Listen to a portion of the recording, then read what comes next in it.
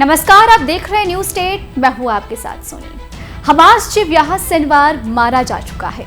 Israel defence force यानी कि IDF ने 7 अक्टूबर को एक हवाई हमले में उसे मार गिराया। याह्या सिनवार वही शख्स था जिसके शाती दिमाग से बेंजामिन नेतन्याहू की सेना खौफ खाती थी। सिनवार इतना खूर था कि इजराइल उसे खूनी दरिंदा कहता था। उसे खून यूनिस का कसाई कहा जाता था। उसे गाजा का लानदेन माना जाता था। वो गाजा पट्टी में खौफ का नाम बन चुका था। वो इंसानियत का सबसे बड़ा दुश्मन था। लेकिन इजरायली ने उसे उसी पाताल लोक में मार गिराया जहां वो खुद को सबसे ज्यादा महफूज समझता था और जहां वो अपने परिवार के साथ रहता था। सिनवार जब भी इजराइल पर कोई बड़ा हमला करता था तो पूरे परिवार के साथ अपने पाताल लोक में चला जाता था। लेकिन इजराइल की सेना इस बार सिनवार को उसके बिल से निकालने में कामयाब हुई और सुराग मिलते ही उसे ढेर कर दिया। गाजा पट्टी में मात्र 41 किमी लंबा और 6 से 12 किमी चौड़ा है।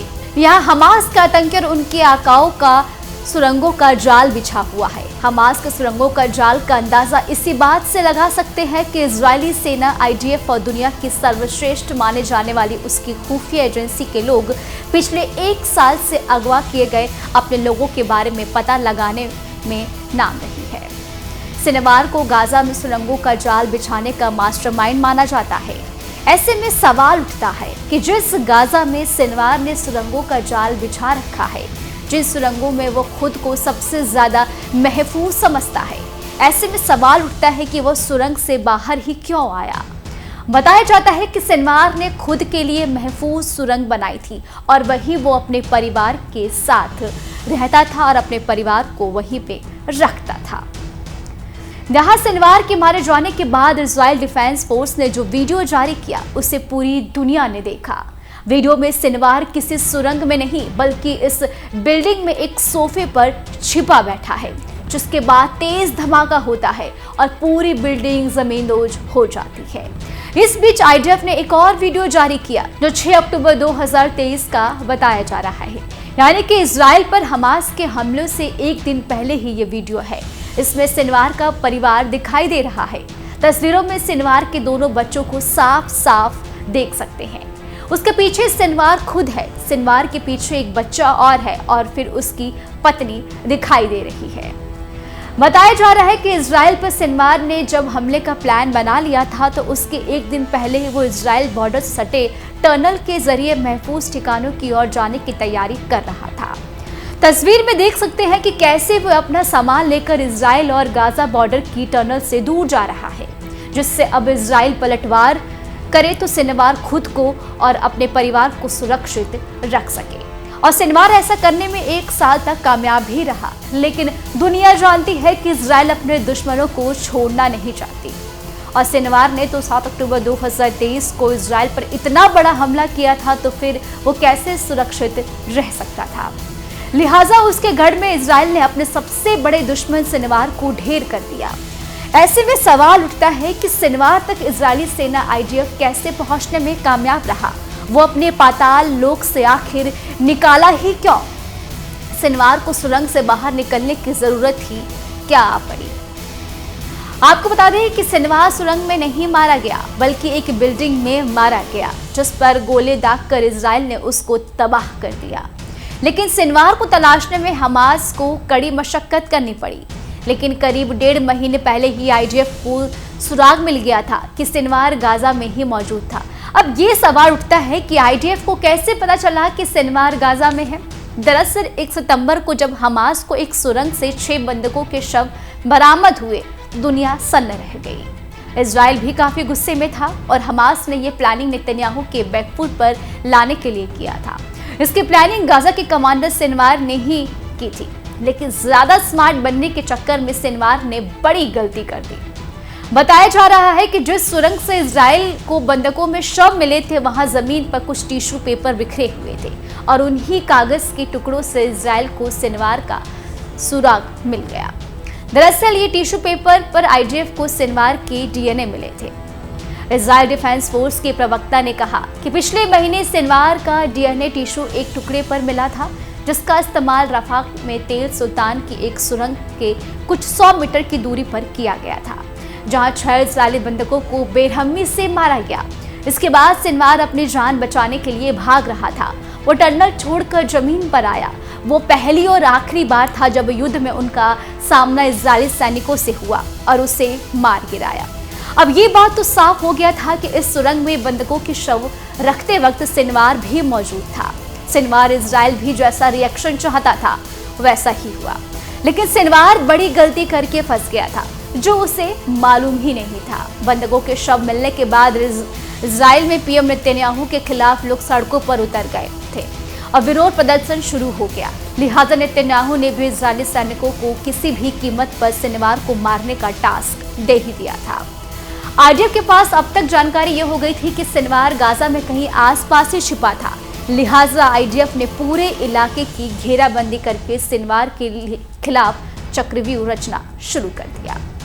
इसके साथ ही आपको बता दें कि इजरायली फोर्स ने पूरी ताकत के साथ गाजा में बमबारी करनी शुरू की। इजराइल इस बार कोई भी चक्र नहीं चाहता था। आईडीएफ ने इस बार सिनवार को बिल में छिपने का मौका तक नहीं देना चाहती थी। लिहाजा सुरंगों पर विध्वंसक प्रहार शुरू हो गया। एक एक सुरंग को तोड़ने का काम शुरू हुआ। इसके लिए इजराइल ने अपने सबसे भरोसेमंद टैंक को रण क्षेत्र में उतार दिया। इजराइल के मरकवा टैंक तो पहले ही गाजा में ग्राउंड ऑपरेशन कर रहे थे, लेकिन 4 मरकवा टैंक को खासकर सिनवार को बिल से निकालने के लिए लगाया गया। मरकवा टैंक के गोले ने गाजा को खंडहर में तब्दील कर दिया। आसमान से इजरायली फोर्स की एयर स्ट्राइक और ग्राउंड पर मरकवा टैंकों के गोलों ने गाजे को खंडहर में तब्दील कर दिया। जहां बिल्डिंग खड़ी थी वहां का इलाका समतल हो गया। सुरंगों को तबाह कर दिया गया। सुरंगों पर बमबारी करके इजराइल ने ऐसा हाल कर दिया था कि उसमें रहना आसान नहीं रह गया था। लिहाजा सिनवार को अपने पाताल लोक से बाहर निकलना ही पड़ा और इजरायली फोर्स उसी ताक में बैठी थी। इजरायली सेना के मुताबिक उसकी 828वां बिल समेत ब्रिगेड राफा के ताल अल सुल्तान इलाके में गश्त कर रही थी। इस दौरान गश्ती दल के 3 आतंकवादियों की पहचान की। ये वीडियो उसी गश्त के दौरान का बताया जा रहा है जहां फोर्स मरकवा टैंक से एक बिल्डिंग को जमींदोज कर दिया गया जहां खुद सिनवार छुपा था। सिनवार को मारने में इजरायली सेना ने IWI टेवोर X95 असॉल्ट राइफल का भी इस्तेमाल किया। इजराइल का तीसरा घातक हथियार AIA रोटेम किलर ड्रोन है। इस ड्रोन को एक ही सैनिक आसानी से इस्तेमाल कर सकता है। यह इजरायली सेना का एक टेक्निकल ड्रोन है। इसे इजराइल एयरस्पेस इंडस्ट्री ने बनाया है। ये ड्रोन का एक क्वाड्रॉप्टर है जो 10 किलोमीटर की अधिकतम सीमा के साथ 30 से 35 मिनट तक घूम सकता है। ये 1 किलो हथियार ले जा सकता है। ये हैंड ग्रेनेड भी ले जा सकता है। किसी भी युद्ध भूमि में ये दुश्मन पर हमला करने में सक्षम है। इजरायली सेना भागते दुश्मन को दूर रहकर भी इसके जरिए खत्म कर सकती है। सिनवार को मारने में इसका रोल भी अहम था। सिनवार मारा जा चुका था। उसकी उंगली काट कर उसके डीएनए को टेस्ट करके कंफर्म किया गया कि वो सिनवार ही है। लेकिन सिनवार के मरने के बाद भी बड़ी चुनौतियां थी कि उसकी डेड बॉडी, सिनवार की डेड बॉडी के लिए इजराइल ने एक ऑपरेशन जिसका नाम ऑपरेशन द फर्स्ट कॉफी था। ये चौंकाने वाला नाम उसने उस ऑपरेशन को दिया जिसके तहत सिनवार का शव गाजा के इजराइल से लाया गया। वहां सिनवार की बॉडी को फॉरेंसिक मेडिसिन इंस्टीट्यूट को सौंप दिया गया।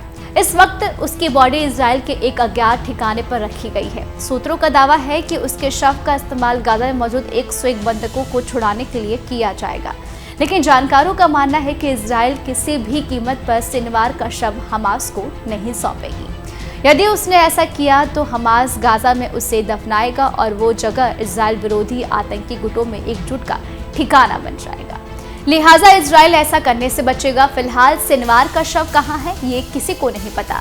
लेकिन इस बीच सिनवार के मारे जाने के बाद तुर्की में बड़ी मीटिंग हुई है। इसमें ईरान के विदेश मंत्री भी शामिल हुए। हमास के नए चीफ खलील अल हया भी इस बैठक में शामिल हुए। ईरान की ओर से कहा गया है कि हमास जिंदा है और जिंदा रहेगा। ईरान के विदेश मंत्री अब्बास अरगची ने कहा कि हमने गाजा में क्षेत्रीय स्थिति और युद्ध विराम पर हमास के अधिकारियों के साथ बातचीत की। सिनवार और अन्य हस्तियों की शहादत के बावजूद हमास जिंदा है और जिंदा रहेगा। फिलिस्तीन में हमास एक सत्य है जिसे कोई इनकार नहीं कर सकता और ना ही उसे बर्बाद कर सकता है।